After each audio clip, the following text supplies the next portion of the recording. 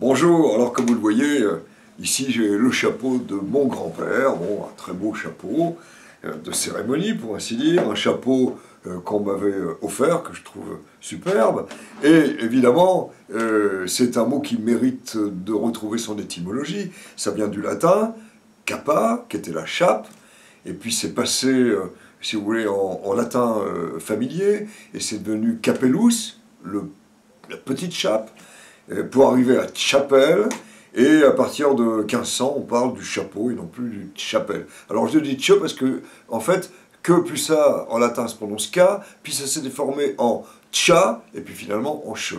Alors le chapeau a évidemment très vite été pour les hommes et pour les femmes, donc ça avait quelque chose de nécessaire pour se protéger, mais aussi en termes de civilité, de respect vis-à-vis des personnes, on ôtait son chapeau. Alors l'article que va nous ici donner Furetière, on est en 1690, voilà la première définition, coiffure, couverture de tête, bon c'est un peu ça, dont se servent les hommes, les femmes, pour toute l'Europe occidentale. Alors il est de laine, de poils foulés, et composé d'une forme. Alors voilà ce qu'est ce fameux chapeau.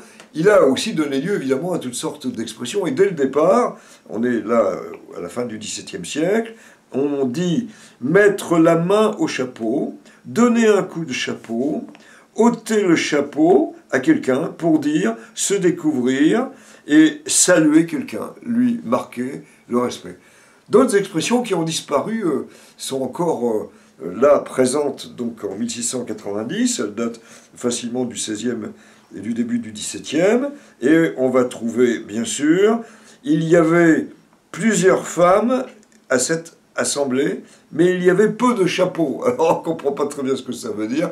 C'était un homme. Un chapeau, c'était aussi plutôt masculin, même si j'ai dit qu'évidemment ça touchait aussi les femmes, cette notion de chapeau, dès qu'il était très, très élégant. D'autres expressions sont apparues. On dit proverbialement d'une personne à qui il est arrivé quelques sujets de honte, et de qui on a fait quelques médisances. Voilà un beau chapeau que vous lui mettez sur la tête. Vous voyez, ça ne se dit plus. Et de la même manière, on disait qu'on a ôté une rose à ce chapeau pour dire qu'on avait ôté un problème qui s'était posé.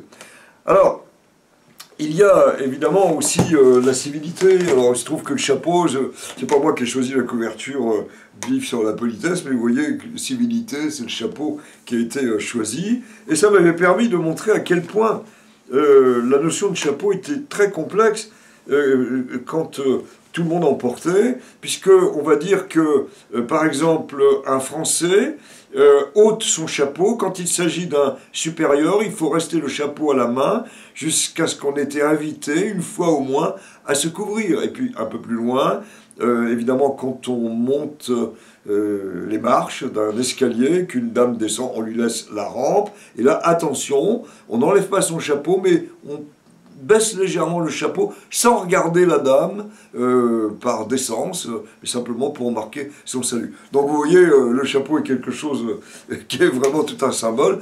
Il suffit de regarder Charlie Chaplin pour comprendre comment, avec le chapeau, il joue beaucoup. Et puis, dernier point, eh bien, à l'étranger, ce mot, chapeau, du latin, devenu français, eh bien, est devenu un mot international, puisque les Anglais le disent, how are you, chapeau, donc avec un accent anglais pour dire bravo pour ce que vous venez de faire, et on a là toute une série d'expressions.